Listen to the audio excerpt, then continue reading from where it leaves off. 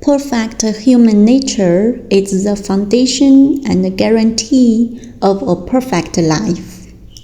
白雪峰 To live a perfect life, one must first cultivate a perfect human nature. Perfect human nature is the foundation and the guarantee of a perfect life. If one's nature is flawed, life will inevitably be flawed.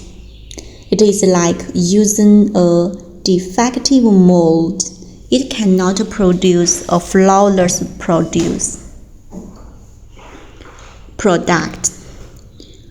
Just as a field full of weeds cannot yield abundant crops, a person with an imperfect nature cannot live a truly fulfilled life. When we feel dissatisfied with our lives, when we see our past filled with regrets and sorrow, when we think that those around us or our circumstances are unfavorable, when we feel wronged as we look back on the past, and when we feel misunderstood and mistreated by others, and even when we blame heaven for the hardships we face, what we often ignore is this fundamental truth. The root cause of all life's dissatisfactions is not others, not society, not the environment, nor fate itself, but rather the imperfection within our own human nature. There is a famous saying in Western New Age philosophy: reality is a projection of one's own consciousness. This means that everything we experience, good or bad, is a result of our own consciousness. Positive thoughts attract favorable circumstances. Negative thoughts attract misfortune. In other words, if we keep encountering bad luck and difficult people and environments, the cause lies not in the external world, but in our own state of consciousness. According to the law of cause and effect, all outcomes, whether sweet or bitter, arise from their causes. Good causes bear good fruit. Bad causes bring bad fruit. Every misfortune we experience in life is the result of the seeds we ourselves once sowed. If we never examine ourselves and continue blaming external factors, we will never break free from suffering, difficult people, or unfavorable conditions. As the saying goes, fragrant flowers naturally attract butterflies, and a pure heart invites celestial beings. The climate and the soil determine the plants that grow. Likewise, the state of our mind and consciousness determines the kind of people, events, and environments that arise in our lives.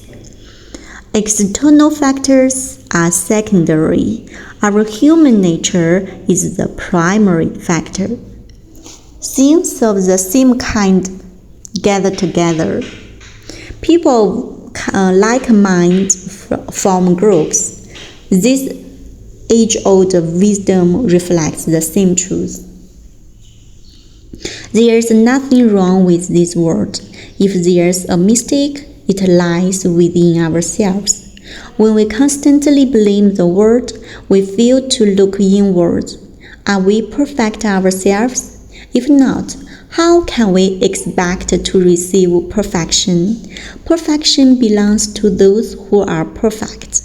Imperfection belongs to those who are imperfect. This is the fairness of heaven's will. Giving a perfect world to someone with a flawed nature would be the real injustice. Christ Jesus once warned us, before trying to remove the speck from someone else's eyes, first take the beam out of your own. There is not a single wrongly accused soul in the world. If we feel we've been wronged, it's because we've forgotten the law of cause and effect across lifetimes.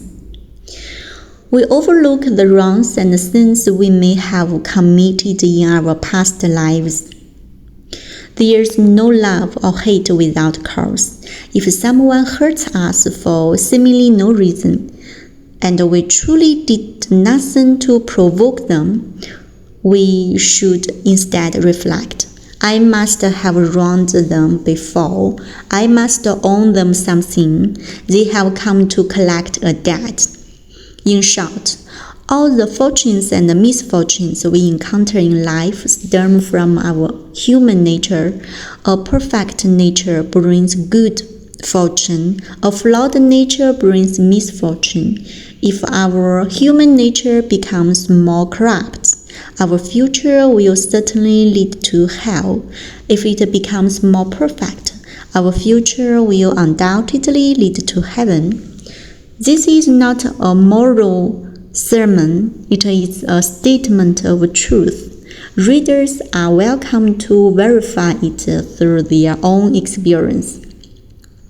A perfect life does not depend on one's status, reputation, positions, or so-called success or failure. Rather, it lies in a peaceful, balanced mind, a calm and dignified presence, a graceful and noble temperament, composure in the face of change, and serenity in the midst of adversity.